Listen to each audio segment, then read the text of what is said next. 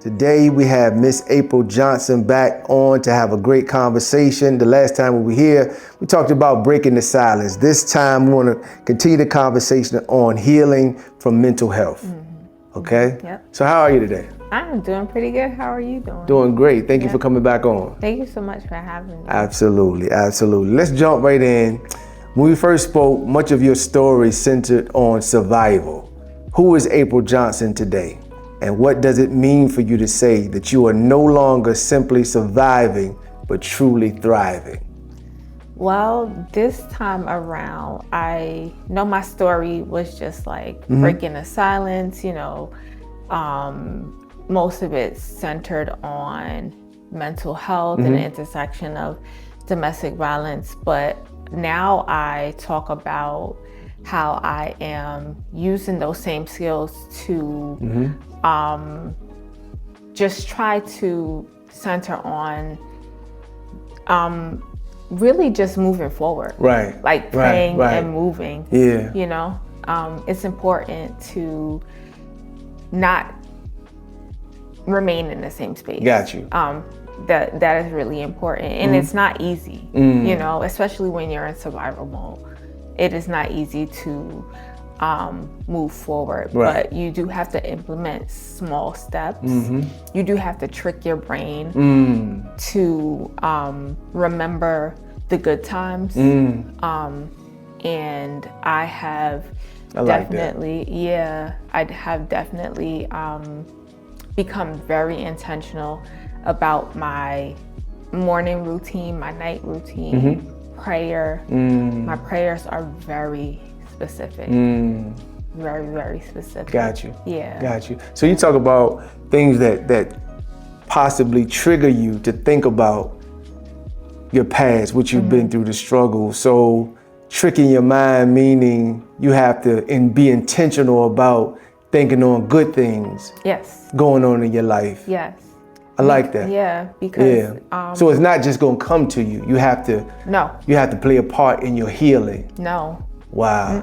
No, because my heart still races at the thought of going out the door, touching the doorknob, things like that. But I do have to practice my breathing skills. And also that morning, I pray specifically like, God, please, give me strength and work on my mental and work on my nervous system. Got you. Like specifically every morning. Wow. And I have found that I don't get the triggers as much. So I know that for me, now when I get up, I do my morning routine, I say my prayers, and then I do my breathing exercises. So if I do have to go out, I find that I don't get alarmed as much. And then I also am very careful about what I intake. I don't watch certain shows that matters. Got you. They could be triggers too. Yeah. Wow. Yeah. Wow. You say when you touch the doorknob. Yeah. Talk about that. Yeah, because I was stalked. Wow. Sometimes when I have to go outside, and I know when I used to be driving and I look up in my rearview mirror, the person's behind me. That's triggering, and it was for years. So, it's hard to go out the door at times, but it's getting a lot easier. Better. Yeah. So that's like when you talk about like trauma. Absolutely. People can be traumatized, and sometimes we like, if you haven't experienced it before, you be like, man, just get over it. You pray about it, it'll get better. Right. God will see you through. But if you haven't experienced it, you don't know how it feels to be in that kind of trauma. No, and especially when you haven't been what they consider physically harmed. This affects your prefrontal cortex in a different way. Like your nervous system is never the same. You know what I mean? But I know for me, it has become very intentional. I have had to move on in my life. It's something that I told myself. I couldn't remain there in order to do the work that God wanted me to do. Wow. Right? Wow. And I also want people to be well. not just myself. Right, I right, want people right. to come with me, Wow. right, on Wow. this journey. So as you heal, you want other Yes, people. I like absolutely. that. I love it. Absolutely. I love it. Yeah. I love it. Wow. Since our last interview, you have experienced the loss of your mother. How has grieving her changed the way you understand your own journey, your strength, and the purpose you now carry forward? There was so many things interconnected with my mother, you know, that I hadn't realized that I was holding on to. I wanted her to be okay, but I knew that she wasn't. Right. When you say okay, what do you mean? I mean okay mentally. And I knew that she wasn't, but it was hard for me to rectify her not taking her medicine at times, because I knew that it affected her livelihood. And when she passed away, it was freeing in a sense because I knew she was no longer here and no longer suffering. But at the same time, you have to grieve that, you know? And I was trying to figure out if I was safe and if I was bringing this grief onto my children. I had a conversation with them about what safety looked like for them. And also as a parent, I asked my kids, like, if they could take one thing from my parenting into their, you know, when they become parents, one thing they wouldn't do. And my oldest son said to me, he wouldn't parent from trauma. And I had to accept that. He said he wouldn't parent from trauma. From his trauma. Wow. Yeah. And I had to accept that, but also realize that survival mode trauma, all those things go hand in hand. And that was something that I had to live, you know, very early on. I got taken away from my mother, so that rejection, that abandonment, you know, all those things goes with me. Yeah. Wow. So wait. When you talk about abandonment and rejection, you never know who's listening, right? Going through the same thing. Explain that a little bit. Yeah. So at 3, I think I was taken from my mom because of her schizophrenia. So. And then also not knowing that that was the reason, right? Because that wasn't talked about in a household. Okay. So and that's that's a whole different subject. So that was carried with me up until adulthood. So yeah, I just is that a fear of somebody leaving you? A fear of someone leaving me, a fear of not loving me, a fear of me putting on to my children that I'm not showing them enough that I love them and giving them all the things that they need. And so my children just wanted me to be present, but I'm working and I'm trying to make sure I'm giving them enough. But also I got this man that is abusive, you know, in his own way. And so I had a conversation with them about what safety looks like and what it means to them. But also trying to be human in a place as a parent when your body is just screaming for safety. Yes. Yeah. Wow. Yeah. So trying to ration all of that after my mom passed and have a conversation with your children like I was human, a mother, and not necessarily knowing how to do all things. Yeah. So we talked about earlier in our conversation where I think we talked about parenting or being perfect. That's what we talked about, just being yourself, right? And the challenge is, I believe for us as humans, is to just be ourselves and say, I'm going through something, instead of fighting and looking the part as if everything is okay. You know, this Instagram and TikTok, everybody wants to look like everything is fine, but really that's not the true person. You know what I mean? So it's good we're having this conversation because I believe that's challenging. It is very. You know what I'm saying? To like much, yeah. be yourself around your kids and so forth, and yeah. Yeah, I don't think I necessarily always struggled with like material things. That wasn't my thing, but I did want to always make sure my children felt safe, or whatever my version of safe was for them, because I thought that's what I was giving them, right? This safety and this comfort or whatever. But come to find out, I wasn't, right? And it's so disheartening and disappointing because I'm thinking I'm doing all these things to give them the things that I didn't have as a child.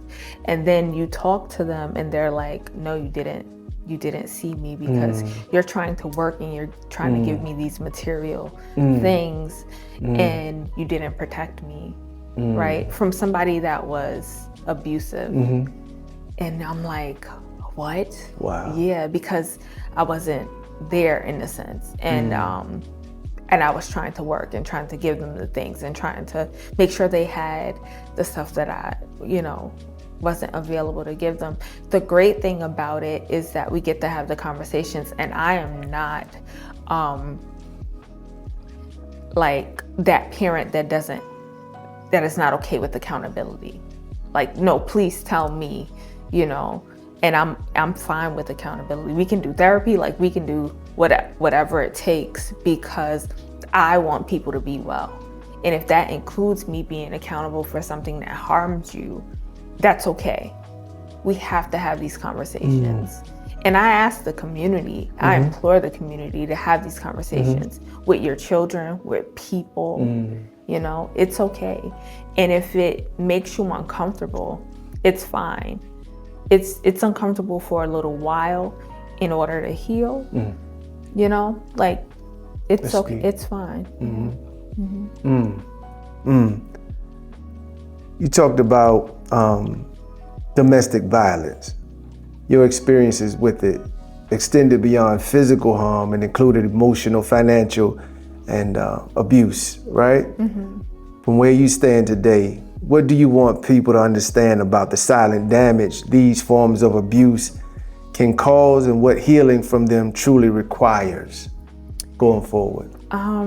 It definitely requires, one, for systems to be involved, like court system, judges, lawyers to show up and to understand the impact that I don't need to show up with a black eye in order to be harmed. I am beaten and bruised on the inside just as much, right? If you turn me inside out, I am harmed. Wow. Okay? And so emotional abuse and financial abuse. Financial abuse is affecting about 99% of the relationships, in domestic violence relationships anyway. And once these things start transforming your brain and affecting your prefrontal cortex, like, you're not the same anyway, So I think it is important to an extent for people to be tried, just as much as physical abuse. You said tried? Tried, like in court. Okay, yeah. I got you. Yeah, like you're affecting me just as much as physical harm. But beyond that, for the awareness, I'm just as harmed. I was just as much as, abused as anyone else. So, Wow.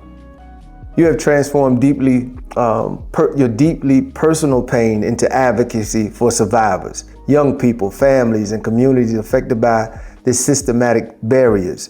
When did you recognize that your story was not only something you had to survive, but also something that could help create change?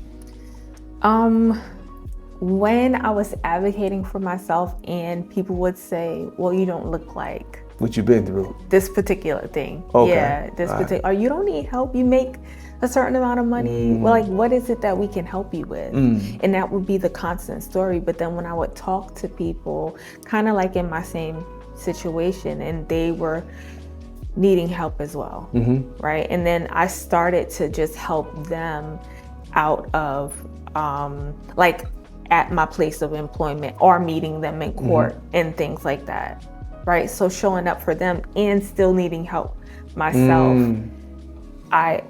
it made me think, it made me pause, you know. And also I was still struggling. Wow. You know, I was still really struggling, but people were coming to me, or people would refer me, like, oh, she helped me get accommodations at work, or she helped me find a lawyer, you know, here or there. But the greatest thing is that I am now an advocate or an alumni somewhere else, and I'm able to speak to the barriers and actually have a voice. Wow, amazing, Yeah. amazing. So you help a lot of people? Yeah, I'm able Wow. to help people now and actually educate. Wow. So that's important. Yeah. Wow. What would you say to a young lady that you see yourself in, going through what you've been through? You know what? Before, I think I would say like I'm a survivor, you know, this and that, whatever. But now I think it's more about like, don't remain there. Like, you know what I said earlier, hey, think differently. Do something different in the morning to try to change your situation early on, very early on. And I know it's hard, but if we could do one thing in the morning to like really work on getting out of our situations, let's try and do that. Because I gave way too much energy to this person, way too much energy to this situation. And if I could do that differently, I would. I would not spend my time giving him any energy. Wow. So you would tell a young lady, get out. Very, very. But sometimes that, like you talked about, the finances, keep them there. You know what I'm saying? Right. But one thing. What's the one thing we can do? What's the one thing? Can we contact someone? Can we continue to talk with them, you know, daily? Can we change the situation? Can we put away $1, $5, $10? Yeah. Can we, like, what can we do differently? Wow. You know what I mean? What can we do? And I know that sounds like, you know, Cliche. yeah, sometimes. but like, what can we do? What can we do differently? Yeah. Not to give so much energy to That's a challenge, person. you know. It is. You hear so many domestic violent shootings, murders, constantly now. You know what I mean? Yeah. And I believe these women, they're trying to get out, you know, but Yeah. money, kids, so forth, scared to tell somebody, shame, you know what I mean? Yeah, all kinds of things. You know? Yeah. It's so debilitating when you're in it. It's so debilitating. Yeah. So it's important to, when you see those red flags in the beginning, to go in the other direction, you know, and No, not it try to really say, is. I can fix it, you know? No. Yeah. Wow. No. Wow. You see any men go through that? Like, Yeah. wow. No, 'Cause I know we talk absolutely. about ladies a lot. No, So absolutely. men, you know, No, absolutely. is that more emotional with the men, or, you know? No, there's Abusive? physical. Yeah. Wow. No, absolutely. There's physical as well. Men go through it just as much. Men go through it just as much. Deep. Amazing. As you step into this next chapter, April, as an advocate, speaker, community leader, and woman intentionally building a life rooted in purpose, what are you creating now, and what do you hope people will remember most about the woman you are becoming? Talk about that. Well, I am working on the intersection between mental health and domestic violence, because I think that is something that we definitely have to talk more about, and how it just affects where we land, right? And moving forward. And the woman that I am becoming is very intentional about where she spends her time, where she is moving. Got you. And like I said earlier, like, my prayers are just different now. It is went from, God, please get me out of this situation, to God, like, move me forward. You know, please continue to allow me to grow you know, and I am seeing myself in a way different way than I've seen myself last year even. There is a difference in the way I even talk to myself. You know, I talk to God differently, period. But just the way I talk to myself is different. And I'm so excited to see where my life is going now, because I'm taking my children with me, right? But before I was afraid for them because I didn't know where I was going. And then now I have a clear path. And so we've been having different conversations on what that looks like, and they are trusting me more. And so when you say taking them with you, that's on your journey, on my journey to healing. Yeah. Wow. Yeah. Wow. And they are trusting me now because they didn't. You know, they didn't. Why do you say that they didn't? I don't believe they did because I wasn't able to protect them. Got you. But now they see a difference in me. Yeah, they see a difference. Amazing, amazing.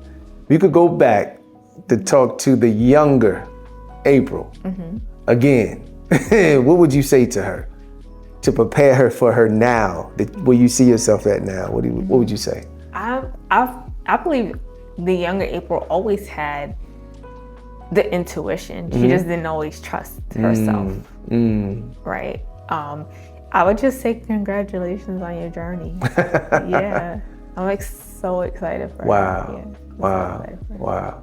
Wow. Your future looks bright. Yes. Amazing. So excited. Anything else you want to say before we wrap it up? I'm just excited that you trust me enough to bring me on, and I appreciate you. You winning. Yeah. You healing. You growing. You going somewhere. You are somewhere now, but you're going somewhere.